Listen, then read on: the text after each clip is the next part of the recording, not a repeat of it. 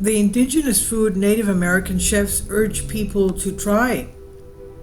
The United States, known as a great melting pot of people, food, and culture, in major cities across countries like New York, Chicago, Los Angeles, people can find nearly any cuisine that fits their heart's desire. However, as Chef Sean Sherman of the Oglala Lakota tribe pointed out in the past, these cities have few, if any, restaurants focused on indigenous cuisines from the more than 570 recognized American Indian tribes and Alaska Native entities. Each of these tribes has their distinct food traditions. Eateries like Watekabo, Tokabe, an American Indian eatery, and Owami aim to change that by reviving or paying homage to the centuries-old techniques and flavors passed down through generations. We are all on the same mission of food sovereignty, Watekabo owner and entrepreneur Lawrence West told CBS News.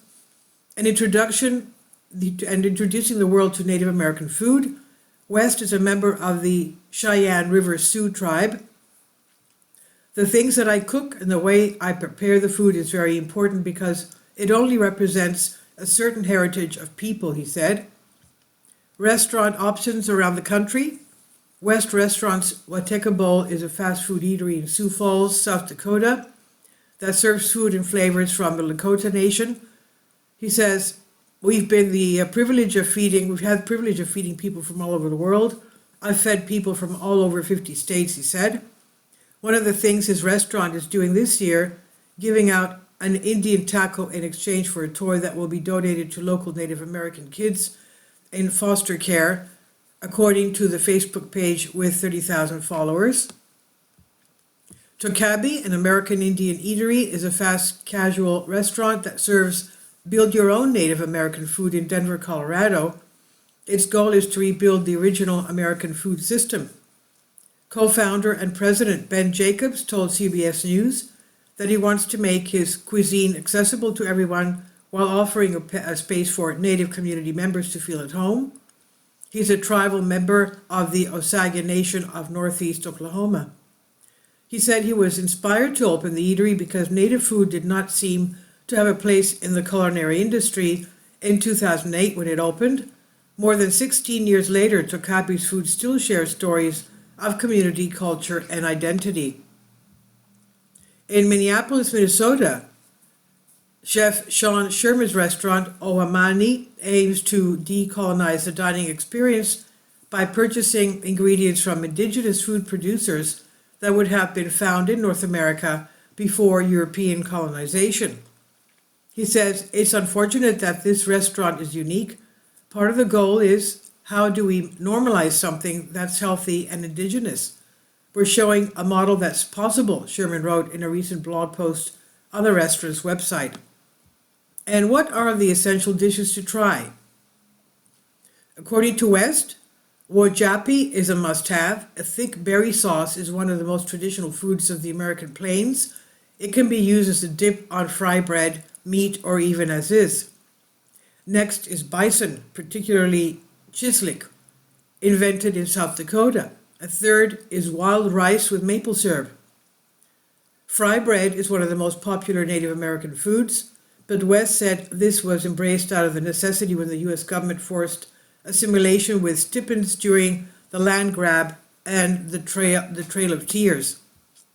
Jacob emphasizes, though, that ingredients found in local grocery stores like corn, beans, squash, tomatoes, potatoes, peppers, and chilies originate right here in America, he said.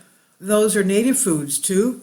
He said he hopes all Americans should understand where our food comes from and appreciate the story behind it.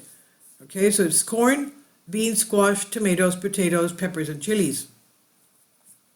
The tobacco ingenious marketplace offers common or not so common ingredients, but they are sourced from native producers or tribal lands. A history of the food. Native American food is not mainstream for a variety of reasons. Sherman pointed to the idea of manifest destiny, or the 19th century belief that the U.S. was destined by God to expand across North America to spread democracy and capitalism. Weston Sherman also pointed to forces in relation U.S. government aim to make Native people adopt the customs, values, and behaviors of the dominant cultures. Laws like the Indian Removal Act of 1830, the Homestead Act of 1862, the Dawes Act of 1887, and others helped make this happen. Now, policies like these disrupted native food systems, leading to food insecurity and poor health outcomes, according to the Center on Budget and Policy Priorities, CBPP. The CBPP said the U.S. had made treaties with the tribes since the 1700s, promising to provide indigenous people with rations, giving them food like lard, wheat, and flour, which were often unhealthy. According to the 2023 U.S. Census data, around 1.3% of Americans identify as American Indian or Native American.